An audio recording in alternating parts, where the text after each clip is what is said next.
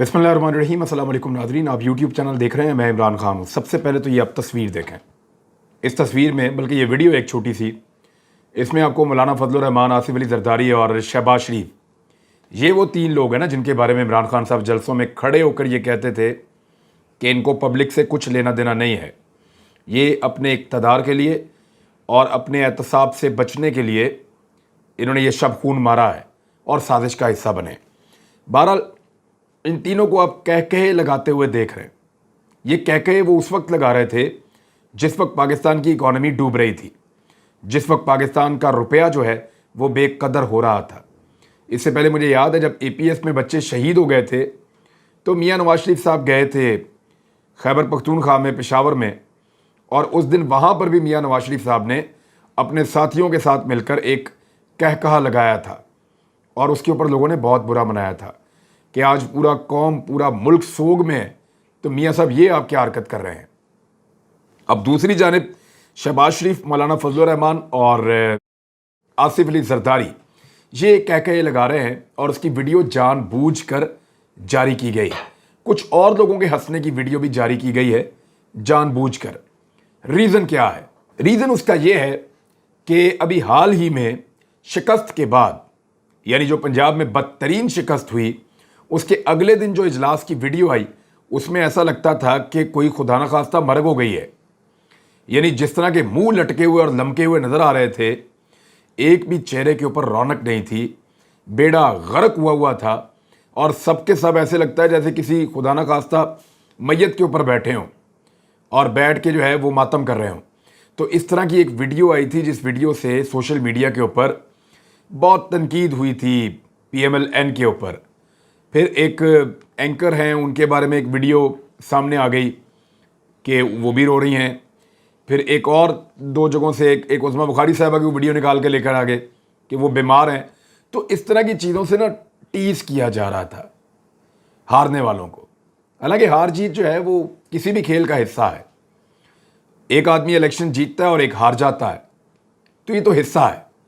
लेकिन इसके ऊपर जीतने वाला जो है वो सेलिब्रेट जब करता है तो वो फिर किसी का लिहाज नहीं करता। वैसे लिहाज तो PMLN भी नहीं करती थी। मुझे याद है मरीम नवाज साहबा कहती थी, इतनी इबरतनाक शिकस्त, तौबा तौबा तौबा तौबा, बंदा घर में घुस जाए और बाहर ना निकले। ये मरीम नवाज के अल्फाज हैं, मेरे नहीं हैं। तो जब वो जीत जाते थे तो वो भी ऐसे ही करते थे।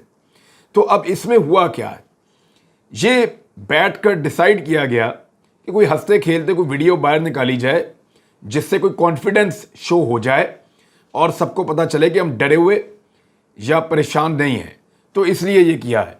लेकिन उस वक्त वो लोग ये भूल गए कि पाकिस्तान की सूरत हाल क्या है। ये ज़रा सुने आप। अब डॉलर जो है वो इंटरबैंक में 225 रुपए तक गया है आज के दिन में। यानी 24 घंटे के अंदर अंदर डॉलर की जो कीमत बढ़ी है वो 10 रुपए बढ़ी है। 10 रुपए डॉलर महंगा हुआ है। ये पाकिस्तान की तारीख में कभी नहीं हुआ। पाकिस्तान ने कभी इतना बुरा वक्त नहीं देखा, इतना बुरा माशी सूरत हाल पाकिस्तान में कभी विटनेस नहीं की गई जो ये अब की है। 225 रुपए की नई बुलंद तरीन सतह पर डॉलर पहुंचा और ये तारीखी एक बुलंद तरीन सतह है और तारीखी नौयत का ये एक इजाफा है। और इसके अलावा जो है वो स्टॉक मार्केट भी बैठ गई बहुत बुरी तरह। शदीद मंदी का रुझान रहा। 100 इंडेक्स 41,000 की नफसियाती हद से नीचे गिर गया, जिसमें 928 पॉइंट्स की कमी देखी गई।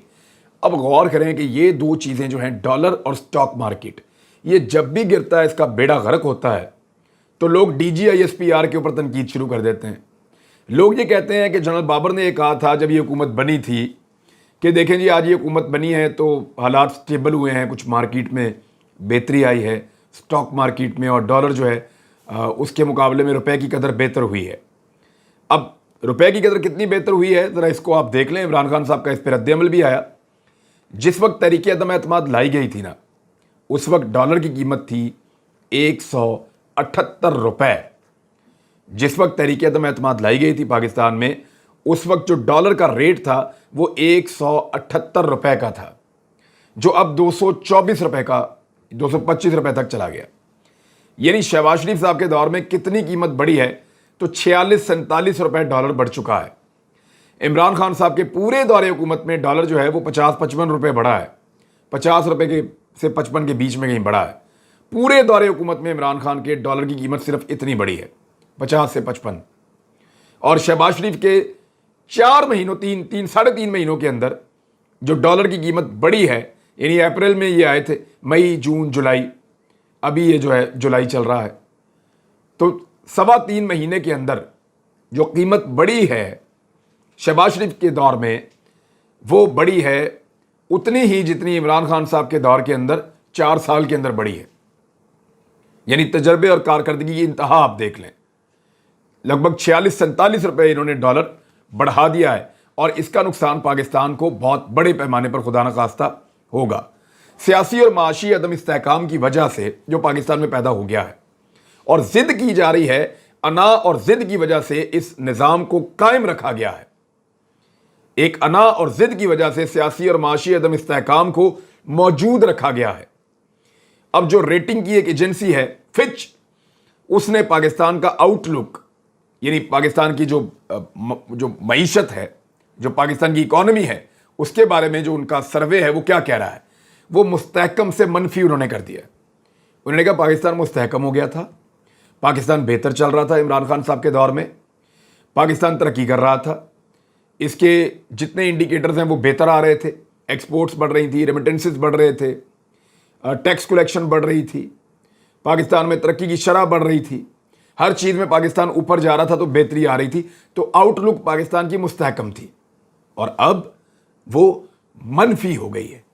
और मनफी होने के अलावा एक और बहुत बुरी खबर है, वो मैं आपके सामने रख देता हूँ।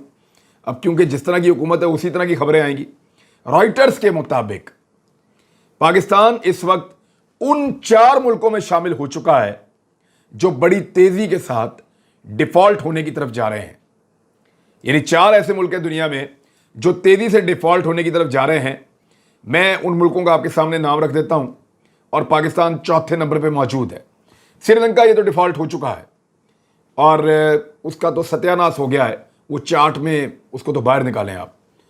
उसके बाद घाना एक मुल्क है, वो 53% तक पहुंच गया है। इजिप्ट 44% तक पहुंच गया है, मिस्र यानी।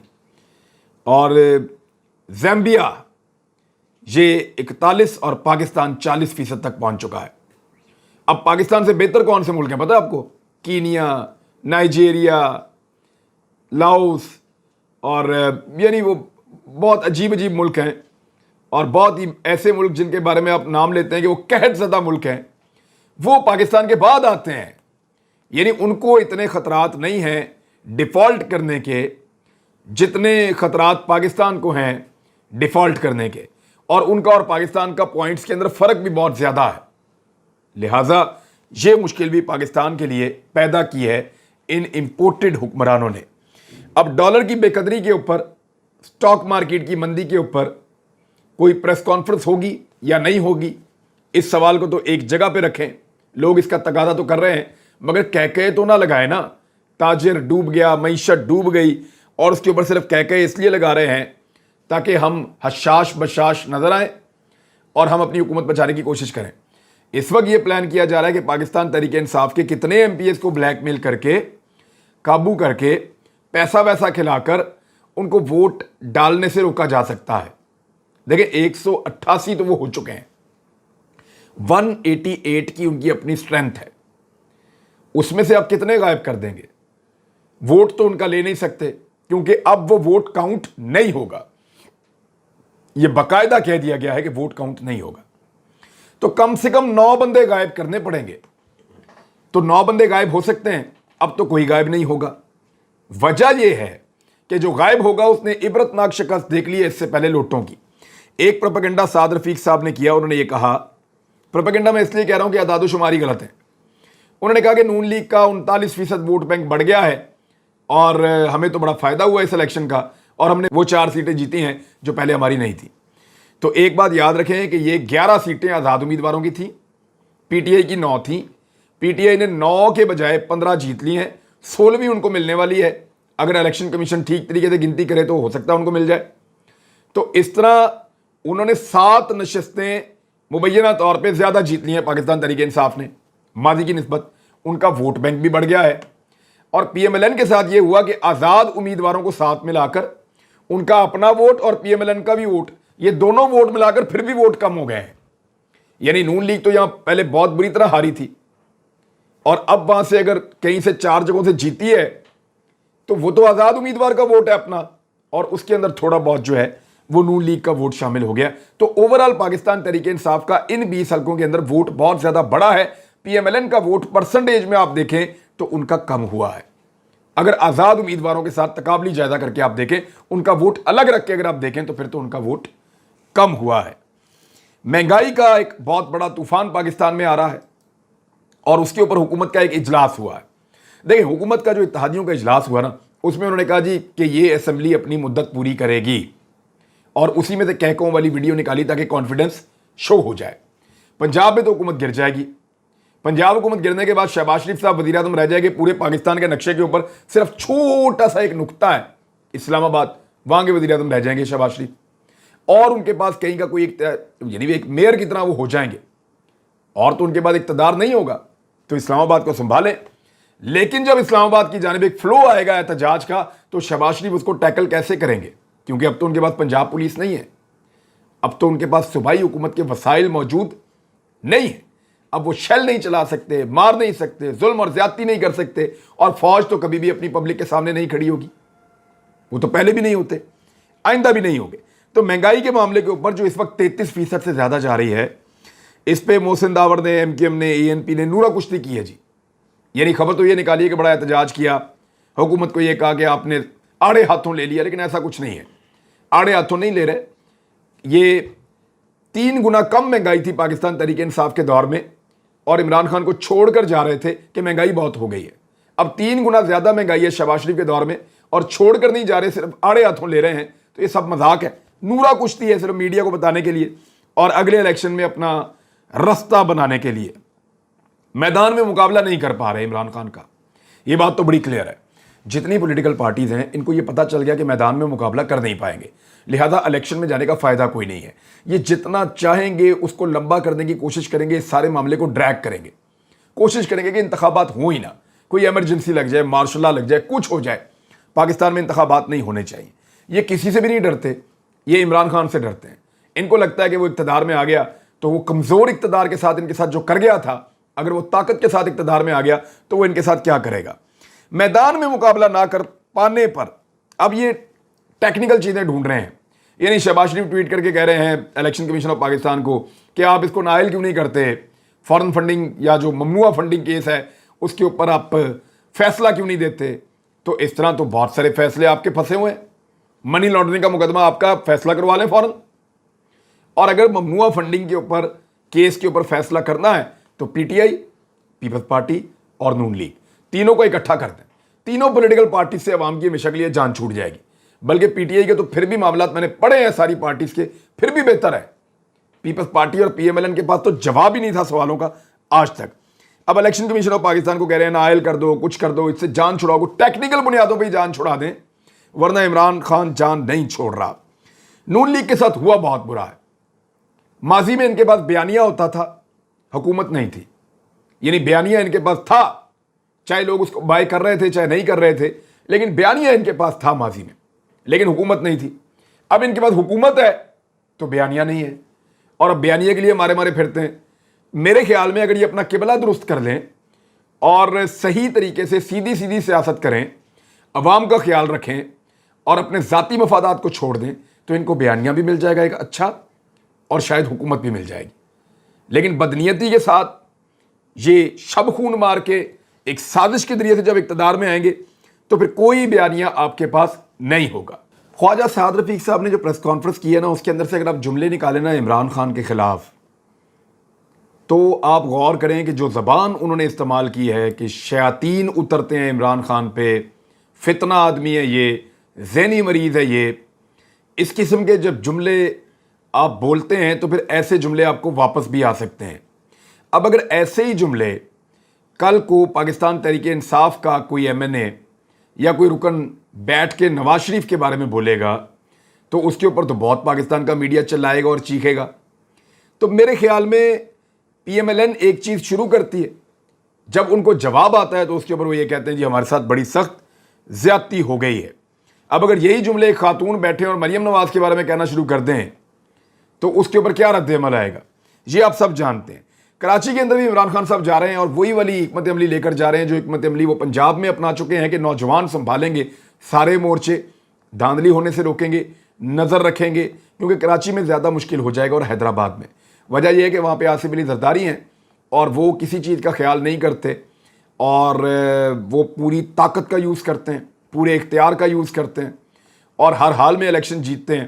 تو یہاں پہ ذرا ٹف ہو جائے گا کراچی میں اور حیدرآباد میں، لیکن ایم کیو ایم ایک سٹیک ہولڈر ہے وہاں پہ، تحریک لبیک ایک اور سٹیک ہولڈر ہے وہاں پہ، پاک سرزمین پارٹی ایک اور سٹیک ہولڈر ہے وہاں پہ، جماعت اسلامی ایک اور سٹیک ہولڈر ہے وہاں پہ، پاکستان تحریک انصاف ایک اور سٹیک ہولڈر ہے وہاں پہ۔